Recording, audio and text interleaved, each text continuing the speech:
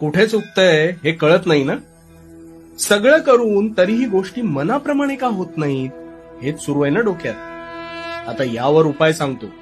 तू शांतपणे आणि हो, नुसता ऐकू नकोस, तो कृतीत सुद्धा आण. तू कधी स्वतःचं कपाट पाहिलंयस का रे? आता तू म्हणशील ते मी रोजच पाहतो, त्यात काय. अरे त्यातूनच आता तुझ्या मनातले प्रश्न सोडवतो बघ. ते जे तुझं कपाट आहे ते प्रचंड भरलेलं असेल ना, पण कधीतरी त्यातल्या नको असलेल्या गोष्टींचा विचार केलायस का? नाही.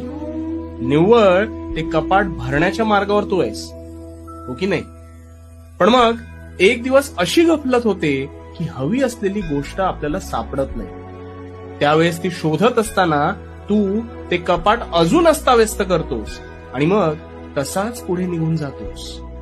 आता हे जे कपाट आहे ना, हे तुझ्या मस्तिष्काप्रमाणे